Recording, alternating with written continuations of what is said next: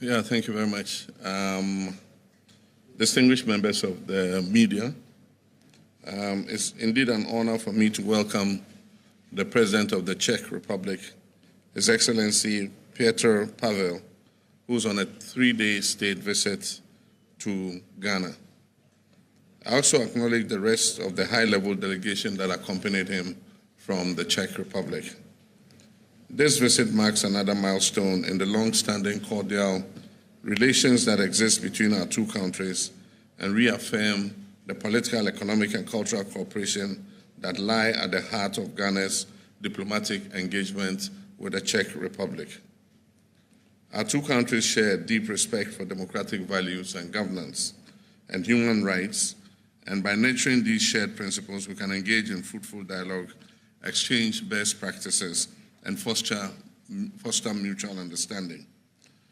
In our bilateral discussions this afternoon, we acknowledge the cordial and long-standing relations that have existed between Ghana and the Czech Republic, which date back to 1961, when we opened diplomatic missions in our respective countries, and have been reinforced over the decades through the exchange of high-level visits and opening of resident missions in our capitals.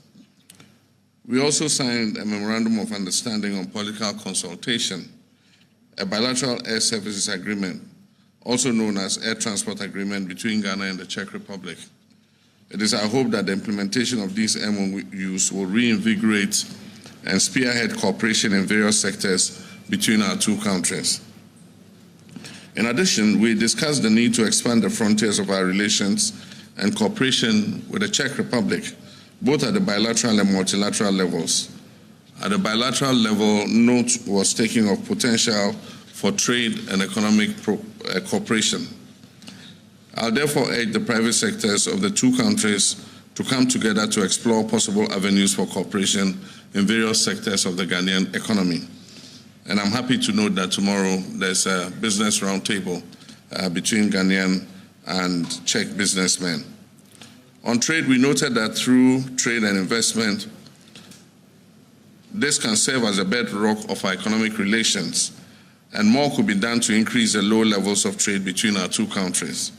In that regard, I noted that the African market has a population of over 1.3 billion people, and I extended an invitation to the business community in the Czech Republic to partner with their Ghanaian counterparts to take advantage of the opportunities provided by the African Continental Free Trade Area Agreement. At the multilateral level, I noted the long-standing and excellent tradition of cooperation between our two countries at various international fora, including the United Nations, and expressed the desire for such cooperation to continue. This includes voting on issues that are of concern to both of us, but also to support each other's candidates that are vying for international positions. In that regard, I called on Czech to support our candidature of Ambassador Mohamed Adam to the position of Secretary General of the United Nations Tourism Organization, and reciprocally for us to support Czech Republic for membership of the Security Council. I assured President Petr Pavel of my confidence in Ambassador Adam's ability to lead and cooperate with his colleagues to bring on board a strategic vision for the UN Tourism Organization. Ladies and gentlemen of the media, I went on to commend the government of the Czech Republic for supporting Ghana's healthcare sector through VAMED health projects and the construction of 12 40-bed capacity hospitals and 12 units of 2-bedroom semi-detached houses for hospital staff for the following beneficiary communities in Ghana: Jumapo, Kwabin, Nkwetia, Achiase, Swami, Drobonso, Sabronum, Manson Kwanta, Edukrom, Mim, Chidie, and Pong Katamanso.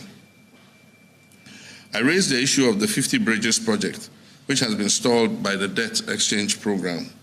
I urged our two countries to explore ways of re-engineering the project to complete the 50 Bridges program and also implement the second phase of 100 bridges. Furthermore, I acknowledge the continuous support of the Czech government led program of medical cooperation, which is commonly known as Medivac, which is aimed at providing healthcare to vulnerable groups, as well as the exchange of medical expertise and knowledge transfer.